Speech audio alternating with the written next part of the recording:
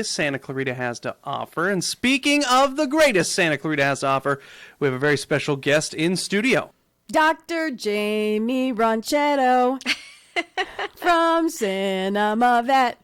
I'm getting into, I'm practicing for the carols. Oh, there you go. So how'd you like that? It's great. Brand new introduction to Dr. Jaimie Ronchetto of Cinema Vet. Hey, how are you doing? I'm great. Thanks. You're dressed in red. You're kind of getting in the holiday thing. A little bit, yeah. First, you know what? I want to talk about the cold weather and dogs and cats. I also want to talk about today.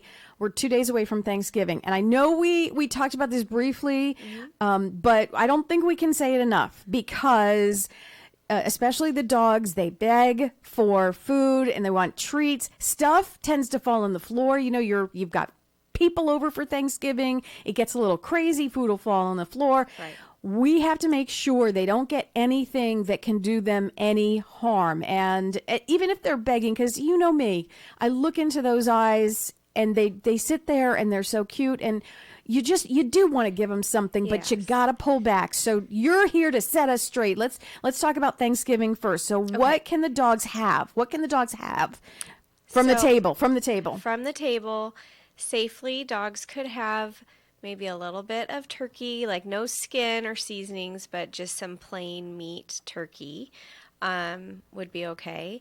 There's veggies, a big pause. I mean, there's not a lot. So no. Veggies like green beans or peas are fine. But the green beans, see, here's how I make green beans. You make them with, the can of soup with the onions on top. So and that is not fine. They can't have that. But if it was like just normal, like steamed, cooked by themselves. So things that are more plain. Blah. I know. But they can't handle anything that are too seasoned, too fatty. So the mashed potatoes is no because of There's what butter. It's mixed with. Mm-hmm. None of the desserts. Stuffing? No, because there's a lot of seasoning in it. Right. So okay. That's where we get into trouble is because there's so much really rich foods. Their tummies can't handle it, and that's where we get into trouble. It leads to, vomiting, diarrhea, pancreatitis, all those fun things. So it's just best to try to minimize what they can get. And certainly it's important to make sure that if you're not right there supervising, that things are picked up and put away. I know a lot of counter surfing dogs, and so this is a time where they would potentially get into trouble getting things off the counter.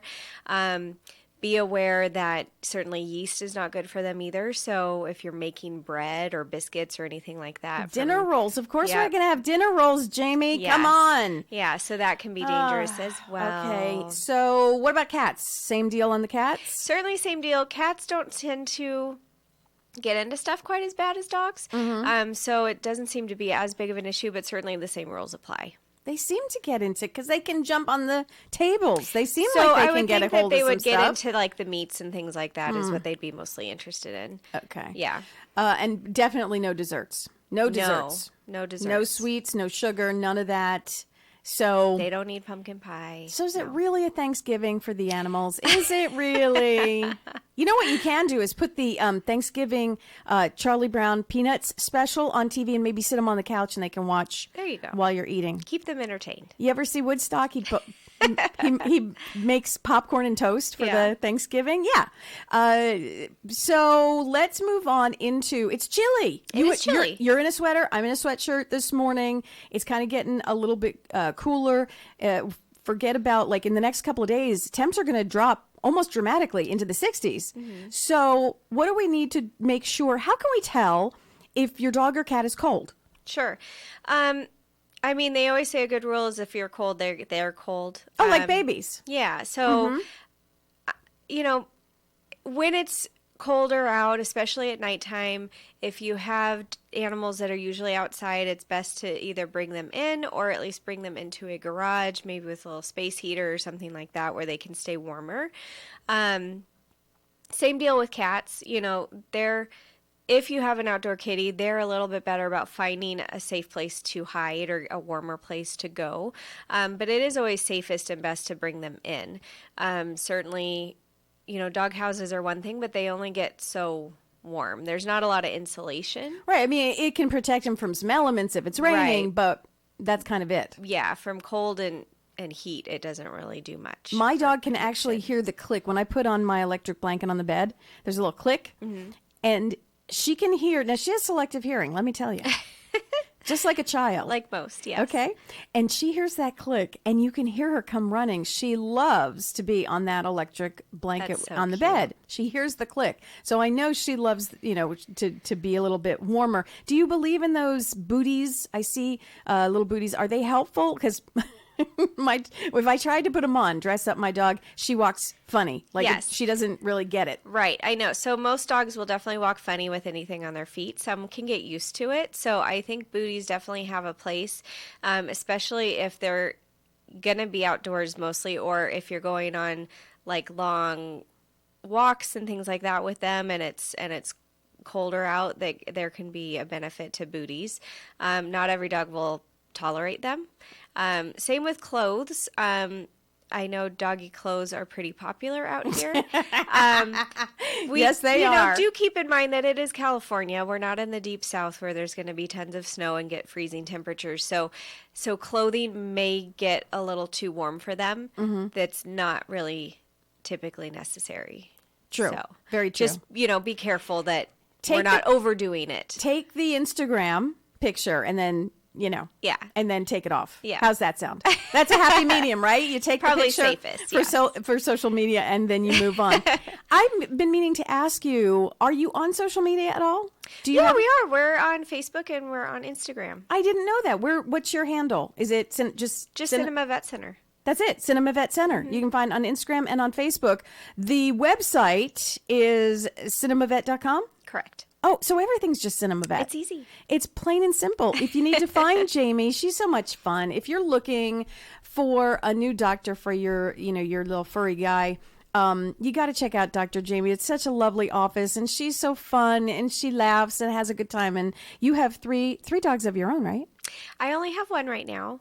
The three that are on the website were my first loves, but they have since passed from old age. Oh. So I have another older dog. He's a corgi. I need to update some things so he can be featured. But Okay. he's our little mascot, and he's at the office pretty much every day that I am. So But most you can people see, can see him. But you know what? You can see the picture with your other dogs. And you can tell just what kind of person you are. Oh, thank you. It's really important. When we were looking for a vet for our dog, we went through like 3 because I just you get a sense of I'm just not feeling it, and it's Yeah. almost like a doctor. A doctor with good bedside manner, and they could have been perfectly good veterinarians, but you got to feel, and that's my personal opinion, you got to feel like they're taking good care and they like the dog, and Well, that's important. right You got to feel that they like your pet. right, Sure. good bedside manner, and instead of like, okay, next to that Right. kind of thing. With Dr. Jaimie and her team, you will feel this immediately walking through the door. What's the phone number in case anybody wants to call you? 253-9300? It is. Yes. 253-9300, or catch her on, we just found out, Facebook and Instagram too, Cinema Vet Center. Yeah, I think it's Cinema Vet Center. There you go. You know what you do? You just put in Cinema Vet. It'll come up. I'm sure it will. Come on. We're in the age of the internet. Dr. Jaimie, always a pleasure having you in studio. Thank you so Happy much. Thanksgiving, and we'll see you in a couple weeks. Next time we talk, we got to talk about the holidays. It's crazy. Right? Coming up fast. Coming up fast. Enjoy your holiday. Thanks for Thank being you. here.